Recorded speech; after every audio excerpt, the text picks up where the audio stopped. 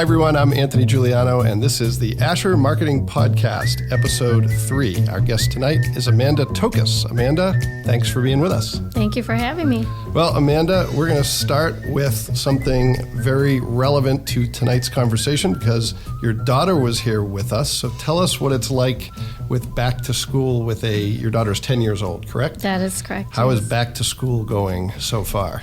Really good considering, all things considering.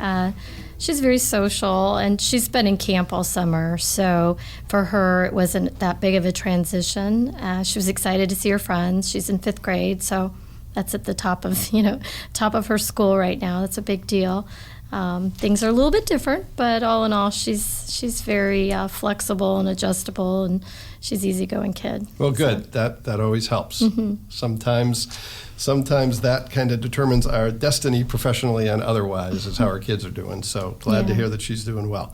Well, as you know, on this podcast, we talk about 3 things. We talk about the guest's career path, we talk about the organizations they work for, and we talk then about some of the projects they're working on, exciting, challenging, everything in between.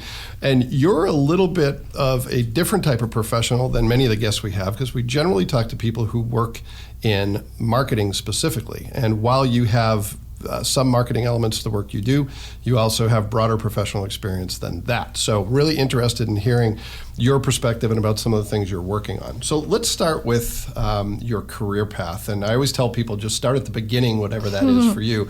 But am I correct that you grew up in Indiana, northern Indiana? Tell us a little bit about where you grew up and then where you went from there. Yeah, absolutely. I'm a lifelong Hoosier, grew up in Fort Wayne. So I always thought I'd leave, but I'm still here and happy to be here.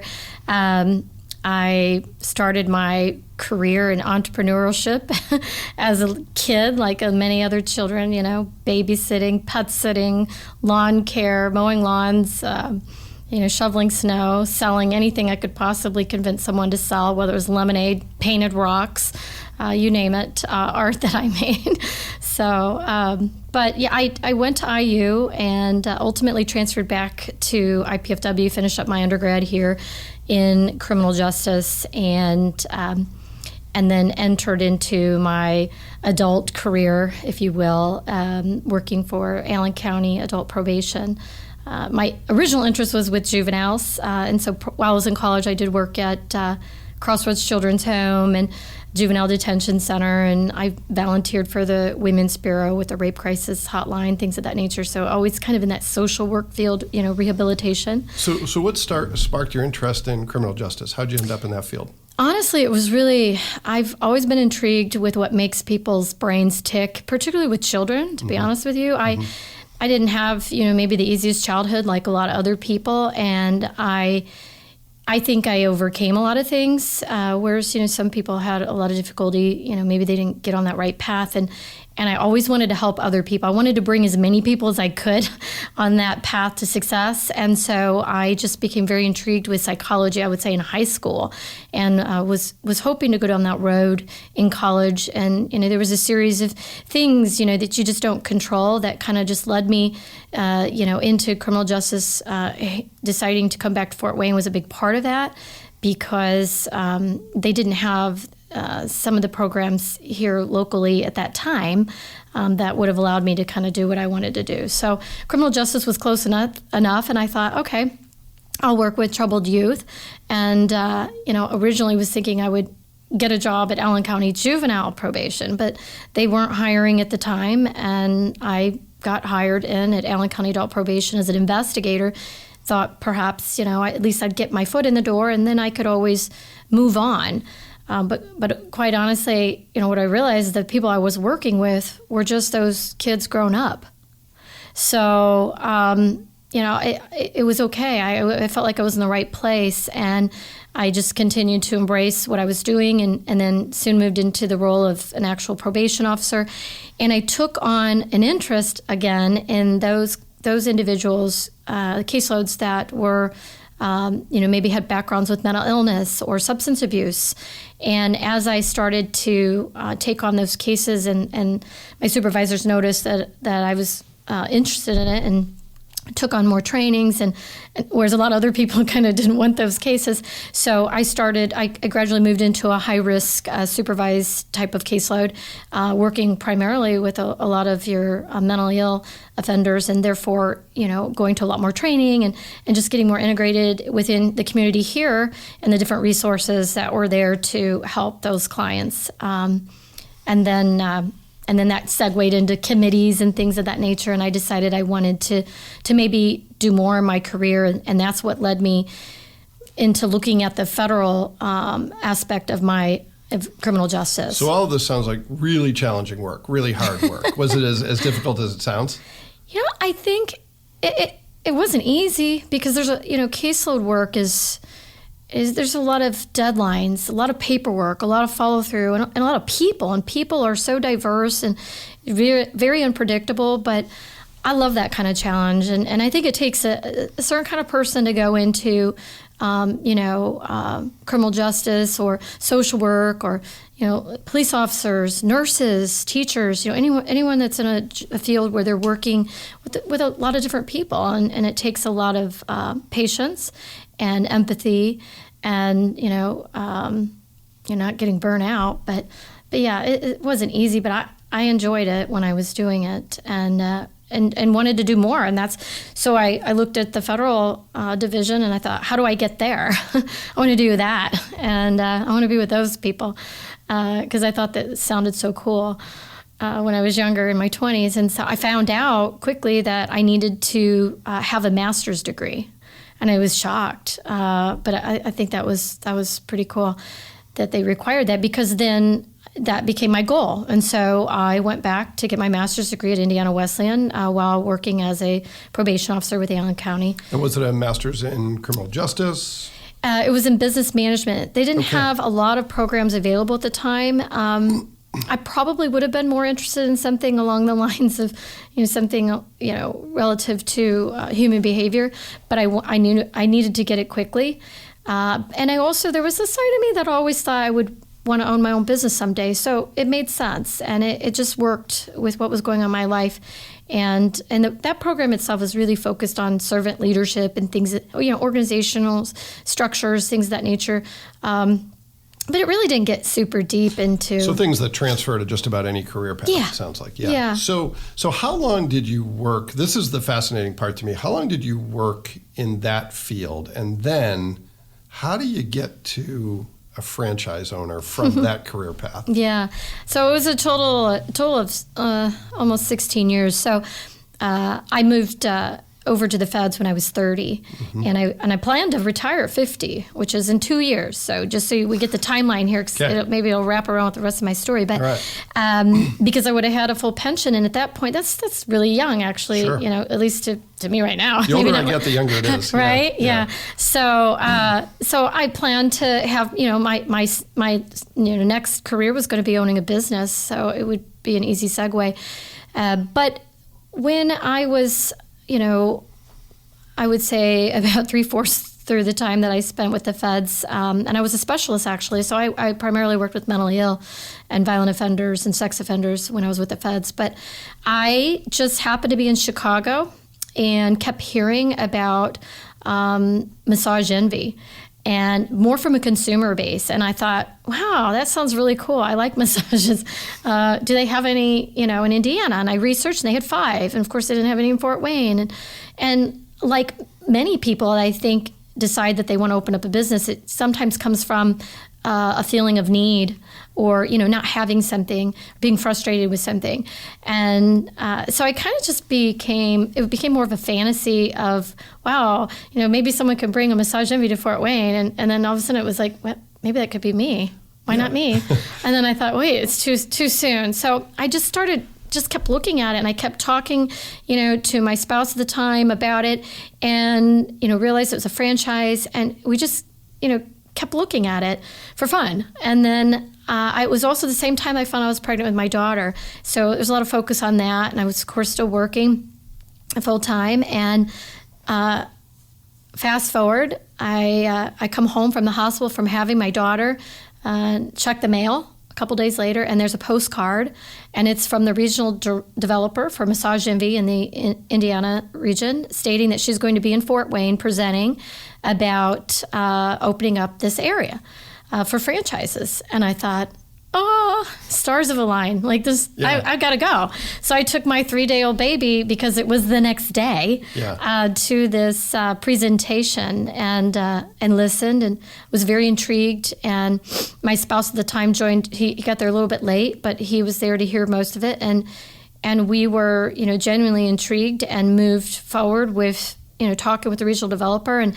And so that was, my daughter was born in August 2010, and so by January 2011, purchased our first franchise license. Wow. And with the idea that I was going to hire someone, though, and they were going to run the business. I was going to keep my job and, retire at 50. Sure. And then roll into that beautiful plan. And, because we can control everything. So,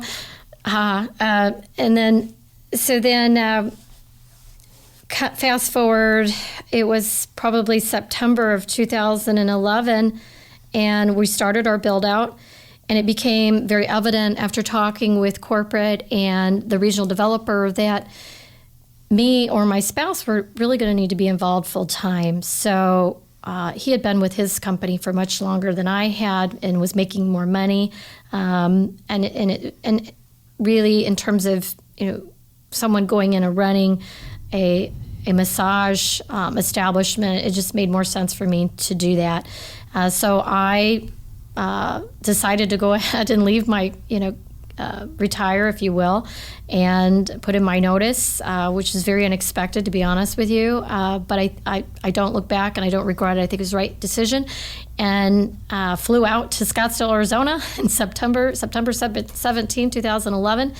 And did their training, and by middle of October, I had hired 17 people to come on board, and we opened our doors on November 4th. So for people who might not be familiar, you and I actually met as a result of you being a franchise owner for Massage Envy. So for people who are a little bit less familiar, what is Massage Envy? How would you describe it in a nutshell to someone who doesn't know about the franchise? Yeah, they're a national franchise that have franchised the concept of a massage membership. In fact, they were, the pioneers. There's a lot of other franchises that also do that with massage, but they wanted to bring massage out of the elite and bring it in a way that was professional and convenient and affordable, and they were able to do that by creating that membership model. Okay. So you mentioned that when you were a kid, you had kind of this entrepreneurial streak. Where do you think that comes from? Is that something that's just, you're born into? Is it something that's learned? Is it a combination of things? Because, it's something that sounds like you had at a very young age and stuck with you to the point where you ended up owning this franchise, even though you're on a different career path. So how do you put those pieces together when you're thinking through why you ended up where you did? I love that you're asking that because I have this conversation with a lot of people. I really do think that it's something that you can teach your children. I don't think I was taught intentionally, though. I was actually raised by my dad in the 1970s, which is a little unusual. He was a blue-collar worker, and he, never missed a day. I think he, at the end, he got a watch for 30 years of never missing a day. But, he was a really, really hard worker. And, and we worked alongside my dad. And, I saw that's that's a value. And I think that integrity was instilled young, but it was also, we had to kind of fend for ourselves.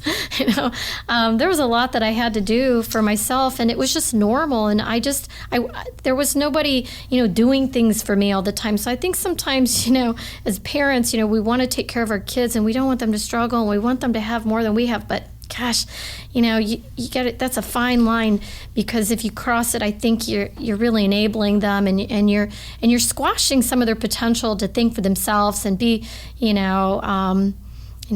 that cognitive development, that critical thinking, and realizing that, they can do it, because we need. It takes a lot of patience when they're saying, "Mom, let me do it. I can do it," because it takes them longer. Yeah, I get it, but I think that's a big part of it. Yeah, and I always say that as a fellow child of the '70s, when people ask me about my parents, I always say the best thing they ever gave me was nothing, because I had to figure it out on my own. So I think there's a lot of value in that, and that serves you well later in life, even if it's frustrating for all parties as you're going through it. All right, so you're a Massage Envy owner in 2011. Take us through that path, and then we'll segue into a conversation about what you're doing today. Yeah. So 6 months later, bought 2 more licenses, ultimately did 3 build-outs, and then also acquired an existing location here in the Fort Wayne market. So I actually had one of our locations was in Mishawaka, 2 hours north. That was our second one. So it was kind of challenging. I had a toddler. I'm driving, 4 hours on the road, when I would make a trip there to kind of oversee the build out and get people hired and trained there, and just a lot of the ups and downs with any business, a lot of challenges, but, that business did really well early on. And so over the course of 10 years, 4 locations, 4 babies, if you will, all very different, all, very different SWOT analysis, if you will. What was the biggest challenge? Was it hiring? Was it marketing? Was it retention of customers? What would you say was the biggest challenge you faced? For us, and definitely finding therapists. So it was more of the supply than it was the demand. The demand was there, and then at times if you didn't have the supply, then you would have customers that would be frustrated if you couldn't meet that demand. So and retaining employees, different professions have different types of turnover. So just finding unique ways to retain your employees as long as you possibly can, but knowing that there was a life cycle. People that go into the career of massage therapy many times have lots of other things going on. They're also very entrepreneurial, and many of them are women, and so they have families, and so they want to be able to have that flexibility and freedom of coming in and coming out of their career. So a lot of times, a lot of stop and go, and things of that nature. Sure, understandable for them, but challenging for you as an owner. Yeah. So you've got at 1.4 locations, and take us from there as you progress as a Massage Envy franchise owner. Yeah, wow. Quite a journey, a lot of learning. When I first opened the first one, I took on the role of manager. I never said, I want to manage a massage business. That's not what I ever thought I would ever do in a million years. And people are like, you know how to do massages? No, I didn't. I just knew I liked them. I hadn't even had very many professional massages, to be honest with you. So I had a lot of things to learn on the business side and also on the industry. I think the biggest transferable skill sets, though, came from my past careers. People have said, well, how could you possibly go from everything you were doing in law enforcement and go into massage industry?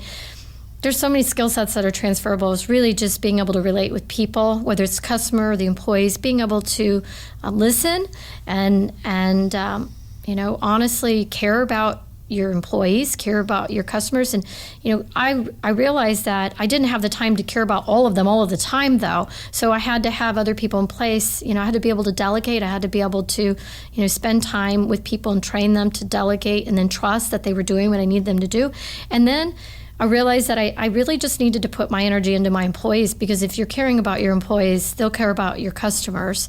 And of course I was still involved, with the customers when needed to be, but I had to start scaling out of the business and be able to grow and open up the other locations.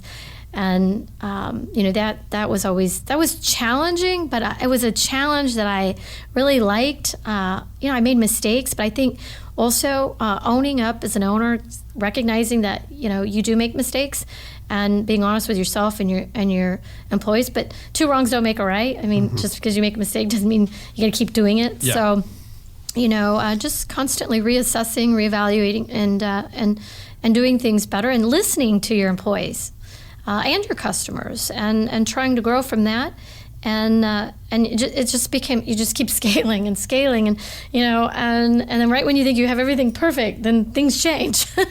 And so you have to be really adaptable and not be overly responsive to things. Sometimes it's sometimes easy to take things personal when it's your business, and that was something I learned over time too. Is it's just not personal. It's not all personal, so I grew as my businesses grew. Well, good. So based on that growth, let's talk about where you are today, because you learned a lot. You learned about hiring employees. You learned about retaining employees. You learned about customer service. You learned about marketing. You learned about all this stuff. And that translated to one of the businesses you're involved today, because you have a complex professional life. So take us from the 20,000-foot level. Talk about the different roles you play today and what's involved a little bit in that work. Yeah. So sold my businesses to my partner, if you will, about a year ago. And I had started up my own company, consulting company, brokering and consulting company in the franchise industry. And I had never been on that flip side. So this is really helping to find, helping people who might have an interest in owning a business, helping them find a right match with a franchise. Is that correct? Absolutely. And that's a little bit where Asher and you have intersected, because Asher, over the years, we've worked with a number of franchise businesses, including Massage Envy, including Fantastic Sam's, including Subway. And it's a really unique world, the franchise world. So talk a little bit about what you do, your role as a franchise consultant, and then the other roles that you have. Yeah, absolutely. So I chose to partner with a brokering company because it allowed me to have access to a portfolio of franchises across the country, as well as to have that collateral contact with other brokers, as well as that company itself, their training, just their marketing, et cetera, their name. And so I did partner with a franchise consulting company. They're based out of Miami, Florida, but their brokers work nationwide. There's about 150 of us, 150, but also we're in other countries now as well. But we have several hundred franchises in our portfolio. We're one of the largest in the country. Of course, there's others that offer these types of portfolios, but I joined with them, and essentially I work with clients who are looking to find a good match. There are some clients who are serial entrepreneurs and have owned many businesses, but maybe never a franchise, or maybe they have owned multiple franchises. I mean, I have clients who own over 100 units, as well as individuals who have never owned a business in their entire life. They're still working in maybe law enforcement or corporate America, or maybe they just retired, or maybe they got let go, or maybe they're going to get let go. And we've had a lot of that happen recently in these last several months, Sure. without a doubt, and a lot of it unexpected. But, a lot of people, or maybe they're just trying to diversify their portfolio, have a plan B. So, clients, they don't know where to start maybe, or they don't have the time. It can become overwhelming in that search. Most people go straight to the internet, you start Googling, and next thing you know is they start getting all these calls because they filled out some information. They don't realize it's actually marketing company, not necessarily the franchise. Or they say, hey, I emailed Chick-fil-A and I never heard back from them. I'm like, yeah, well, good luck with that. But, they don't understand how it works. Sure. So, part of my role is also educating, but mentoring, but also a big part of that is finding that match. And really, it's not just because Chick-fil-A's amazing company, and they are, doesn't mean it's a good match for someone. So there's a lot of things that people need to understand. Just like me, I thought Massage Envy, I was going to keep running my business. So that there was something that didn't happen in that match. Fortunately, I still think I made a good decision. I think it was a good company for me, but I got lucky. There are some people that if they're matched with the wrong business or wrong career, they may not be as successful or as happy as they hoped to be. So what were some of the 2 or 3 top lessons that you learned as a franchise owner that you try to instill in prospective franchise owners? Yeah, absolutely. And one is matching a client to the right kind of business model. Yeah. So, there's home-based models, there's van-based models, there's, brick and mortars. But even within those models, there's a lot of intricate details that if I can identify my clients' personal, professional, financial wants and needs and bandwidths, I can match them with a model, and all those little details to ensure that they're not wasting their time then. And what I love is when I do a presentation, they go, "Wow, I like all of them." And I'm like, okay, that's great. And that doesn't happen 100% of the time, but Sure. Ideally they're walking away with at least a couple that they're wanting to take the next step. And there's quite a variety as far as entry points in terms of dollars that are required to start a franchise. So knowing that, so a lot of pre-qualification as well as territory check. Doesn't do any good to go, look at a concept if they're not even in that territory. Yeah, for sure. Yeah. For sure. So you also there's another facet to your professional life in addition to your work with the franchise consulting company. Talk a little bit, if you're comfortable, about the work you're doing in the construction world. And now for something completely different. Completely different. And I, no, I got contacted by someone that I had actually worked with through a Massage Envy back in January of 2019. He reached out to me, and he was in the construction industry, and he wanted to meet with me. And I thought, he saw what I'm doing, and maybe he thinks I can bring him clients to do build-outs for their new franchises. But that wasn't it at all. He had actually began working with Lauren Bunnell here in Fort Wayne community, who has many, many years in the construction industry, a lot of respect. So Jeff Krasikos is who had reached out to me, and he also has many, many years in the industry. And they had started a company where they were working, not doing the construction, but providing expertise for people who were actually in need of having construction for commercial projects, large projects, whether it's, hospitals, hotels, airport, colleges, high schools, parking garages, banks, large. So complex projects. Yeah, complex projects that were going to cost, hundreds of millions to billions of dollars. That's a lot of money. Yeah. And sometimes if it's, tax dollars money, nobody wants to spend more money than they need to, or perhaps the more money, if you know that you have extra dollars, maybe you're going to allocate it into, maybe another part of that project. So JUSTcm was born out of that ideology that Lauren and Jeff had with being able to bring more value to the owner for a project, so that they are able to make good decisions as they're moving forward in that project. And there really needs to be a lot of estimations and project knowledge and project management to go into that to ensure that that's happening. And so I had really no knowledge of the construction industry other than, I did 3 build-outs, don't get me wrong. But I didn't understand it from that perspective, and I really appreciated what they were doing. I think it came out of more of a philanthropic ideology from Lauren and wanting to do something good for people. And because I think he was pretty much into retirement, but he started kind of doing this, as a friend, as a favor for people. And, Jeff recognized that, hey, we really could do something with this. Yeah. And they started partnering and also brought Beth in, and it's just their idea continued to grow. And I think with the team there's just such a strong emphasis of goodness and wanting to, empower clients and, definitely make sure that people are getting what they're paying for. So it seems like an opportunity that you didn't really need the extra job, if you will, but no, it's kind of too good to turn down. Well, they suggested that I come and join their team as an employee, and I said, well, I've got this business. I didn't want to give that up. I really enjoy what I'm doing. I really do, and I love making that impact on people's lives.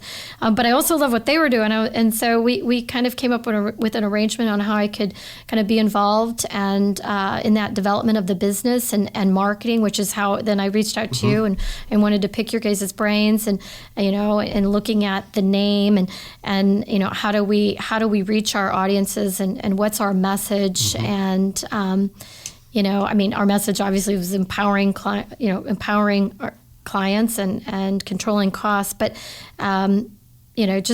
we're still in the launching phase of that. They actually are working on some projects, but with our small bandwidth kind of moving forward, but we're working on our LinkedIn, our webpage, and things like that, and hopefully want to bring Asher into that as we get our footing. But Yeah, well, one of the things that I want to hear about is how you balance all this stuff, because you've got a 10-year-old daughter, you've got a business of your own. There's in normal times there's some travel with that. You've got another business that you're trying to help get launched, and I'm sure there's other interests you have. I tell people all the time, because I have a similarly blissfully complex professional life. And you just kind of concede that it's going to be chaos at some point. You say, no, this isn't going to be a normal 9-to-5 job, but I love it, so I'm going to do all of it. Is that true for you, or how do you make sense of all of this? Yeah, and it's funny that you're asking me that, because that I will tell you, I started putting even more on my plate. I wanted to get involved with Greater Fort Wayne, and I have been in contact with them, and I've sat on their committees, and I recently reached out to them and said I'm going to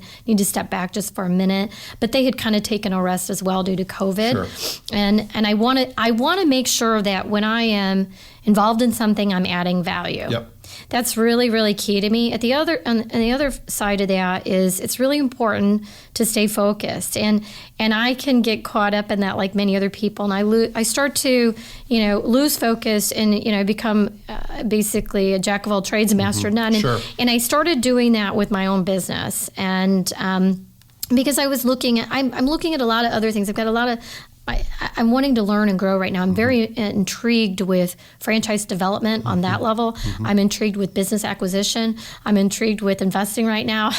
And so I've got a lot of books that I've bought that I haven't read, read, and I've been on a lot of Zoom calls, and I've looked at a lot of other types of investment opportunities. I'm interested in regional development, and I said to myself, gosh, I even had friends saying, Amanda, you need to get focused. Yeah. And so I did. I had to back up, and I had to get focused, and so most of my time right now is back with franchise consulting, undoubtedly, but there's still some other things that I'm working on. Yeah, it's good to be curious, and sometimes you can be your own worst enemy if you're curious about too many different. This is something I have to tell myself every day: is you don't have to necessarily chase every cat up every tree, because eventually you're not going to catch any of them. Right. So I find myself, I'll have 3 books that I'm reading at any given time, but I'm only reading a third of them collectively. Yeah.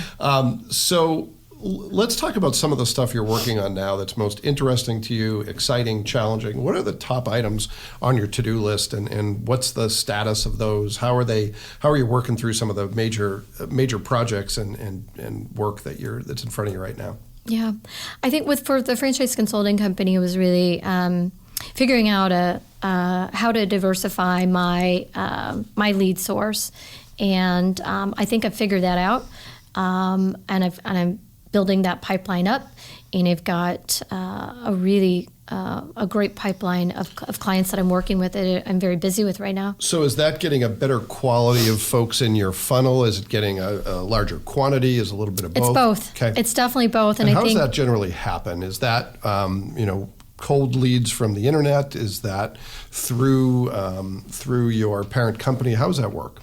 Every broker consultant's a little bit different. I have never been one to be a cold caller, but I think you've got to have a component of that. You definitely can.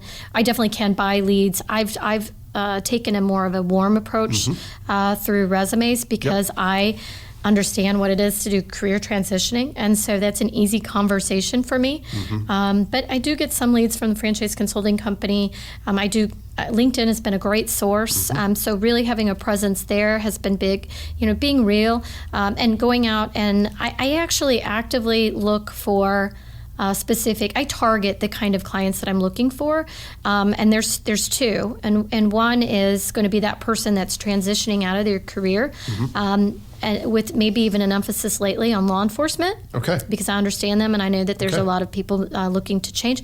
But the other one is multi-unit franchise owners. Okay. I get them. I can connect with them very easily, and understand them and put concepts in front of them based upon what they're currently doing, what they want to do, and make sure that there's no non-competes and things of that nature with the businesses that they currently have going on. But So refining that a little bit right now and trying to make sure that you have the right kind of pipeline and you're helping the right types of people. Yeah, absolutely. And, just figuring out marketing. I mean, I wrote a couple articles for the Franchise Journal, just to kind of put myself out there. I need to do more of that probably, but, that's time, trying to have that bandwidth. Yeah, I've never met anyone who needs to do less marketing, right? It's always Right. one of those things where you can keep doing it, and Right. it just never seems like you are able to take advantage of every opportunity that's out there. But as long as you hit most of your marks, you're pretty good. So what else? In addition to the pipeline stuff, what are you working on that's interesting to you now, or even challenging to you now? I call it Project Me. I'm the project. I'm reinventing myself. I didn't plan to be where I'm at in terms of, I thought I would still be running my Massage Envies, and that's okay. Well, it sounds like you thought at one point you'd still be in the probation board. Yeah. I mean, back it up, and I should have still been in federal probation. I should be retiring in 2 years. So I tell everyone, my Project Me is set for at age 50. I should have figured it out for this, but I'm going to live to be 103. So I have lots of things. I mean, really. So why 103 and not 100? I don't know. I've always said it. More interesting I don't know where. than 100. I don't know when Yeah. I came up with that number. Yeah. Probably when I was younger, and Yeah. so I've stuck to it because I'm committed. Yeah. And 'Cause that's how it works. As long that's as you how it commit works. to an age, So yeah, and that's why 50 is Project Yeah. Me, and really Project Me is all about being open and learning more about things that maybe I would have never considered. And when I say be open, so as things such as JUSTcm and construction, I mean, I've never said I want to learn about construction, but this isn't about construction. This is about people and doing something good for people in the community. And I love that. I can get behind that every day. And so be it. It's construction. So fine, I'll learn about construction. I'm good with that. Same with, developing businesses, franchise development in itself, like learning how does one come up with a business concept and then they franchise it. Well, that's a whole different monster, if you will. You may be good at coming up with a business and running it, and then you go and franchise it, but taking it out to market, completely different.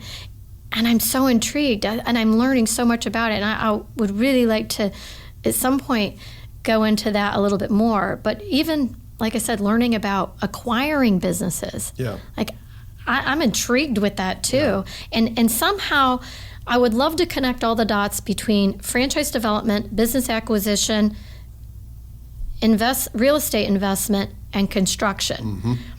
And so I may not have all that done in 2 years, but I think in 2 years I will at least know what path I'm on. Well, people talk a lot about 5-year plans. I don't believe in 5-year plans. I believe in 5-year goals, right? And then if you're motivated enough, you'll figure out a plan. But too much changes. I mean, look at 2020. Who would have ever predicted we'd be doing what we're doing today? Yeah. But if you stay focused on where you want to be, you'll find a way to get there. The plan may change, but if you're motivated enough, you'll figure out how to get it done.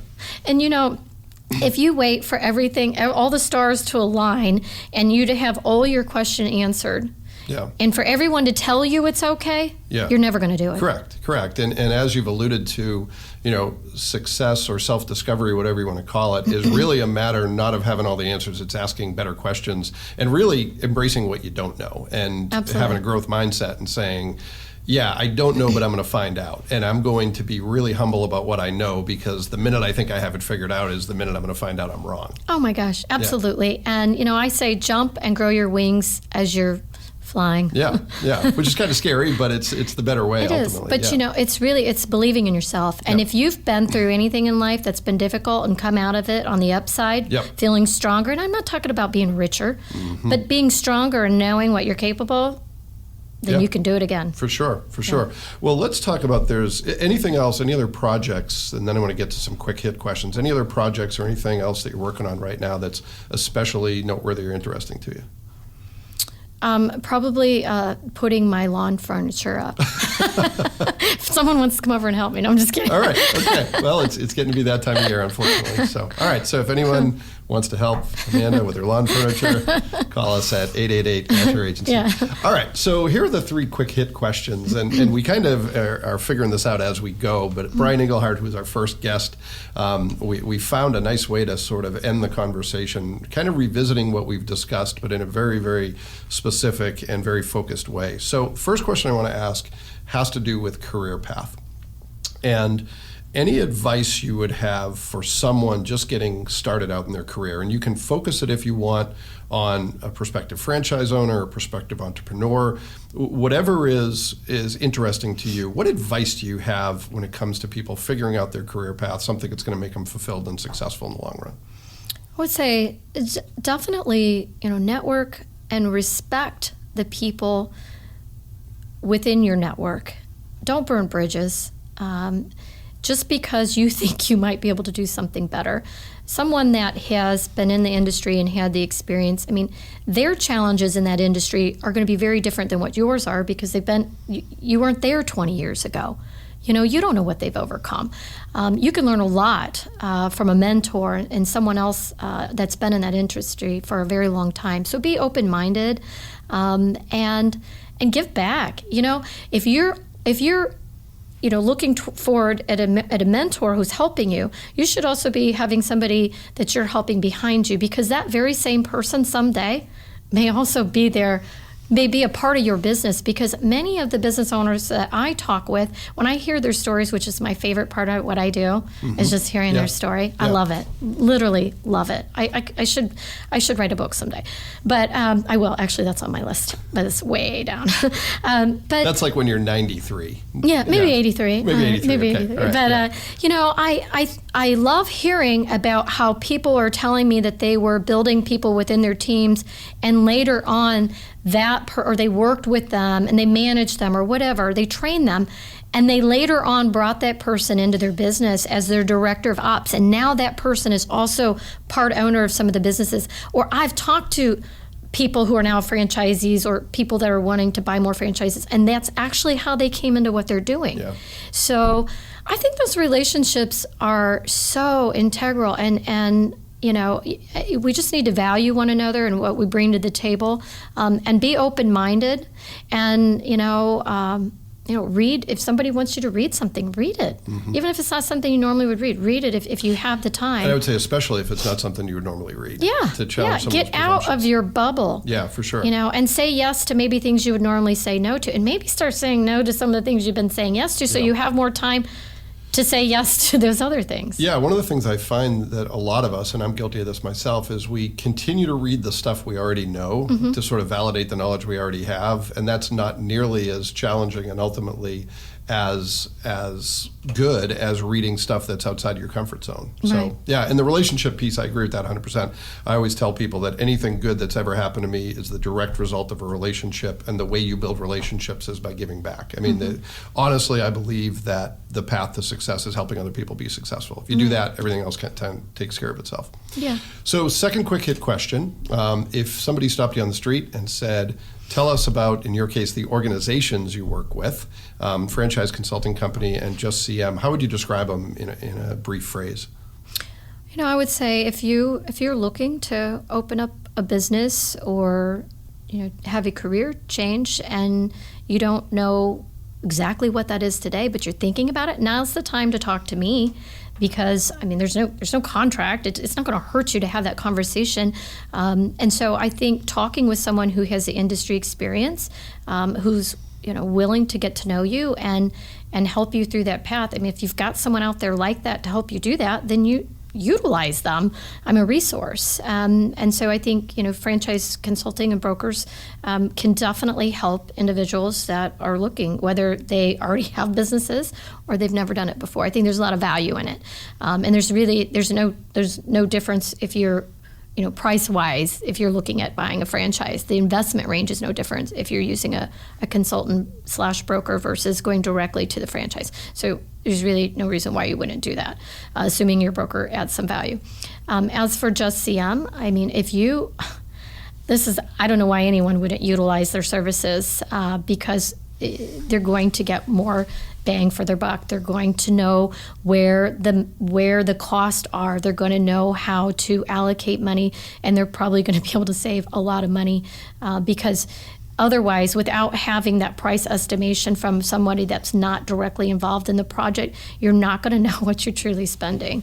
And so I think JUSTcm brings a service that empowers the client. And that's why the mission statement is empowering clients and controlling costs. It is truly an objective means of controlling your $100 million project to $1 billion project, especially if this is something, for the city tax dollars. You should be concerned about that. You should want to save money, or at least make sure that money is being spent how you want it to be spent. Yeah, pretty simple. Yeah. Pretty simple stuff. All right, so the last one, and maybe the most challenging, right now there's a lot of anxiety among professionals, regardless of where people work. There's a lot of challenges people are facing. But if you step back and you look at the big picture, and somebody came to you with concerns, they were worried about the state of their business, they were worried about how to tell their story or how to connect to their customers, what's some advice you might give to another professional about making it through these challenging times that we're in? I think reminding people how resilient we are as people, and touching on that level of humanity, we will overcome anything if we put our minds to it. And I think that the more that we encourage each other and hold each other up and empower each other, remind each other that this too shall end and good things will come. I mean, the sun's going to shine, and try to see the positive. And you know what? With every adversity, there are opportunities, and sometimes you have to look for them. And we cannot control everything, but we definitely can control how we respond to things, and we can control how we learn from things and how we grow from them. Yeah, 100%. Well, that is a great note on which to end. And also, your daughter has done a great job of sitting still and giving us about an hour of time without needing anything from you. So we will let you get back to her. Amanda, I appreciate it. Thank you very much for your time. It's been great talking with you. And thanks, everyone, for listening to the Asher Marketing Podcast. We look forward to our next guest, Jennifer Roberts, who will be joining us next week. Until then, thank you very much, and have a great week.